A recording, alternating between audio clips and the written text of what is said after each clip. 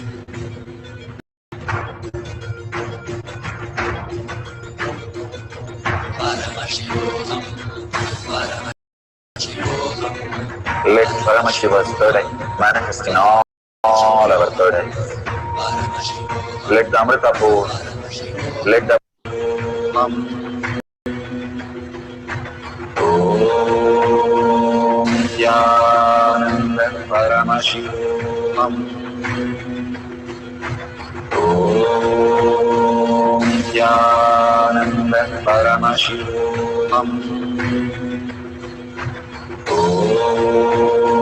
Nityananda Paramashivam. Om Nityananda Paramashivam. Om Nityananda Paramashivam. Om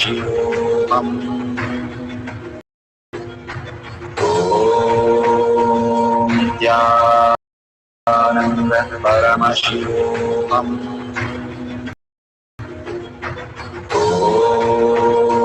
Nityananda Paramashivam. Om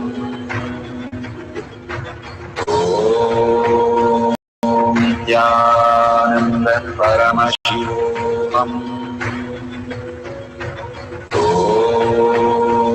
Nityananda Paramashivam. Om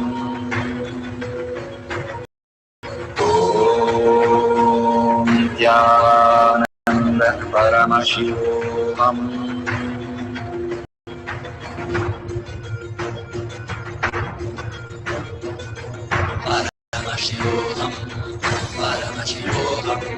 Let Paramashiva's third eye manifest in all our third eyes. Let the Amrita pour, let the Varni open up, manifest in all of us.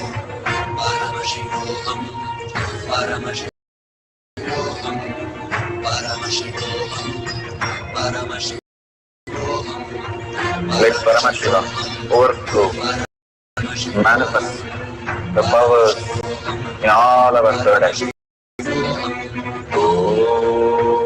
Om Nityananda Paramashivam. Om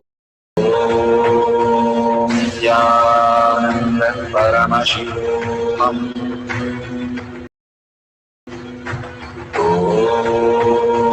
Nityananda Paramashivam. Om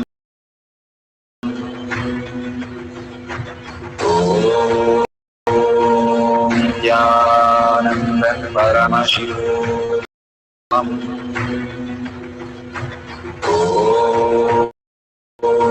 Nityananda Paramashivam. Om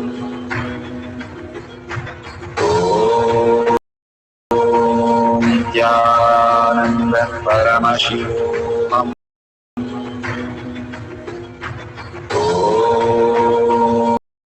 Om Nityananda Paramashivam. Om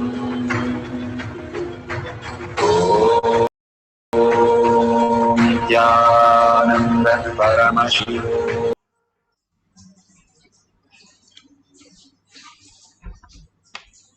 So beautiful.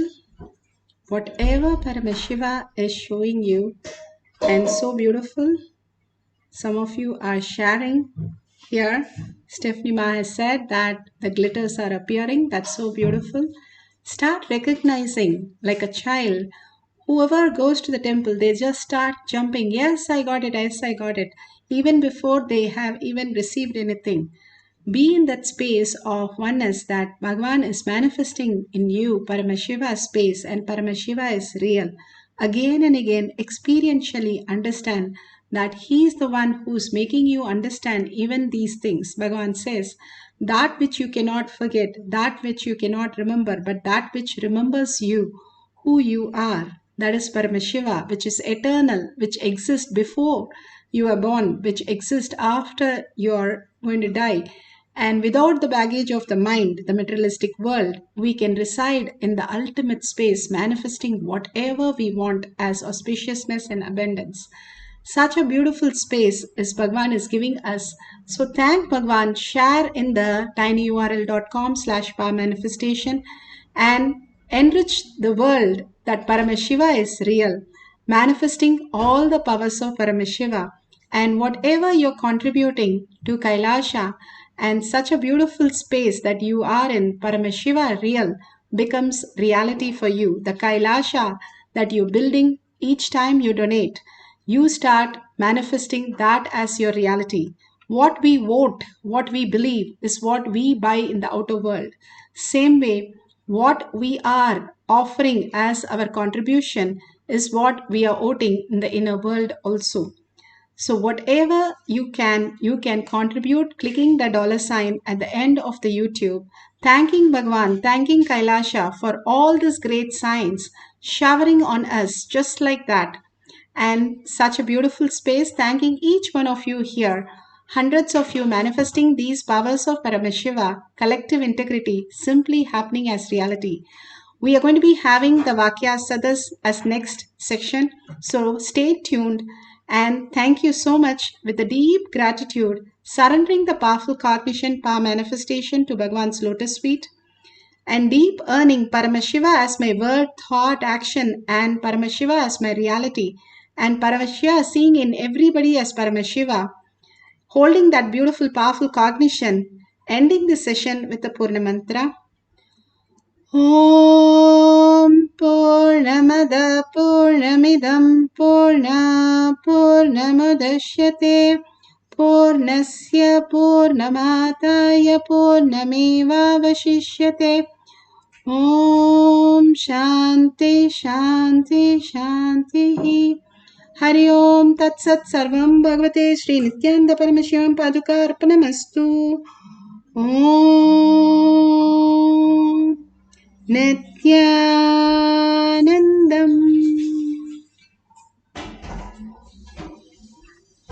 Thank you so much. See you in the next session after the darshan or the satsang. Thank you, Nityanandam.